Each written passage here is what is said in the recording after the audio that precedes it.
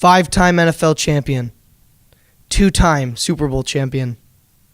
With 141 gridiron victories, he changed the way coaches think and the way players play. His opponents feared him. His team looked up to him. Some call him the greatest coach of all time. Some call him Mr. Pro Football. But most call him Vince Lombardi.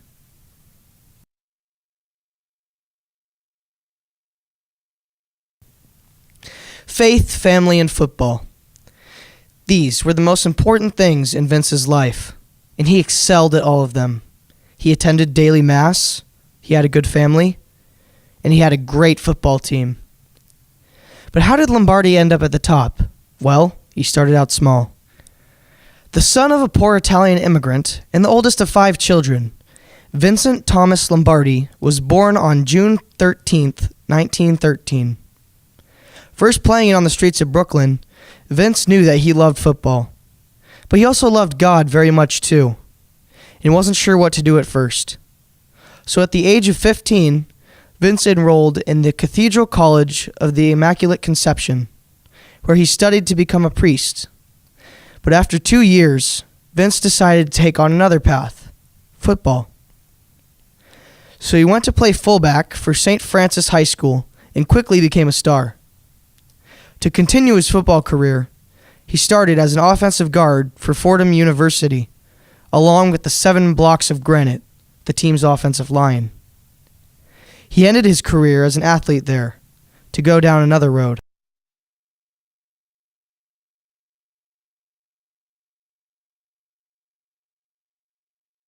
After graduating from Fordham in 1937, Vince went to law school, but after a short while, he decided to drop it and teach Latin at St. Cecilia High School in Englewood, New Jersey. During his period there, he was talked into coaching the school's football team. He worked them very hard. Players remember the first time they met him at practice when he said, "This is a football. You're not going to be seeing another one of these for 2 weeks." They say he conditioned them for the next 2 weeks. In spite of the intense conditioning and late practices, Lombardi's expertise led the boys to 36 consecutive victories. After hearing about this great coaching, Lombardi was asked to become coach at Fordham. But still, Lombardi wanted more football. So he went to become an offensive backfield coach for the United States Military Academy under head coach Earl Blake. He coached there for 5 years and then went pro.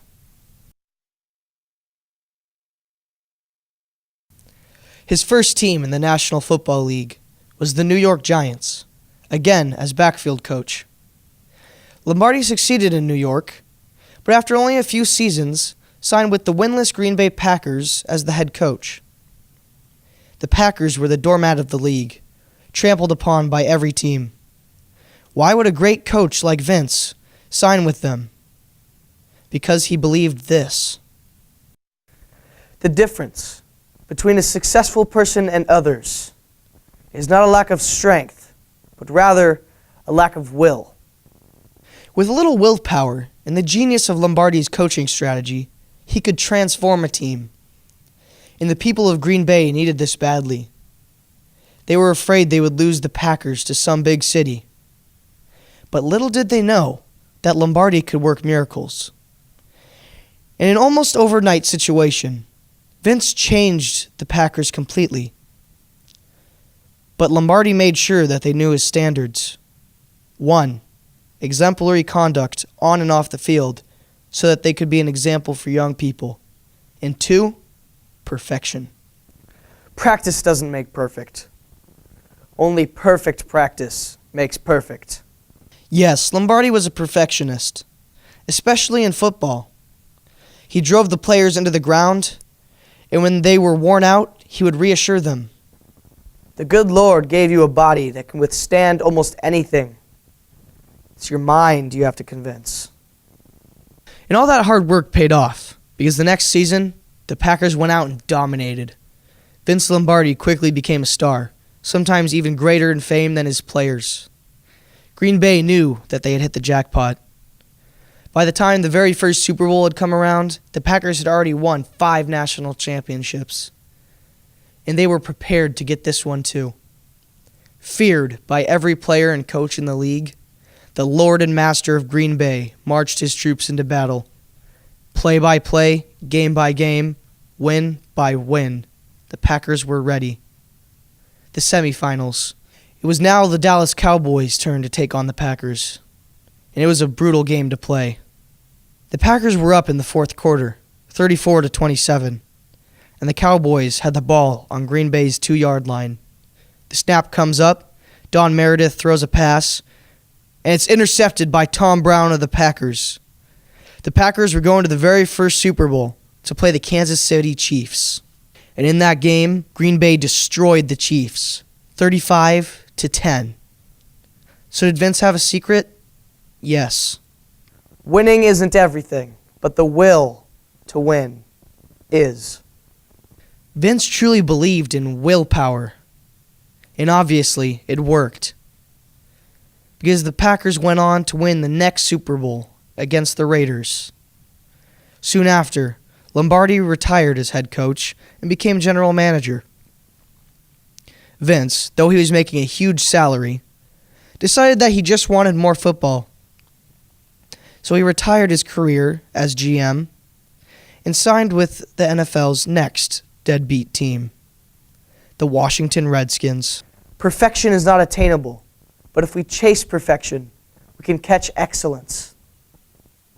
With this in mind, Vince went on to catch excellence in Washington. Lombardi was very excited and happy to be back on the sideline, especially in Washington. I am very happy to be here. Believe me, most happy to be a Washington Redskin. Vince once again tasted success in football and loved being in the environment. But in 1970, Vince Lombardi received terrible news. He was diagnosed with colon cancer. He struggled and fought this battle for 2 months. But on September 3rd, 1970, Vincent Thomas Lombardi passed on to a better place. The quality of a person's life is in direct proportion to their commitment to excellence, regardless of their chosen field of endeavor. Normally, somebody must be 5 years out of the NFL to be inducted into the Pro Football Hall of Fame. But 1 year later, Vince was placed into the Great Hall along with the other champions of the NFL. In the end, Lombardi left behind a legacy that will go on for generations. New York, Washington, and Green Bay all have bragging rights on Lombardi. The greatest leader of all time has affected millions of people, whether it be in football, basketball, school, church, or even life. From his inspiring speeches to his outstanding actions, Lombardi has left a permanent mark on the world.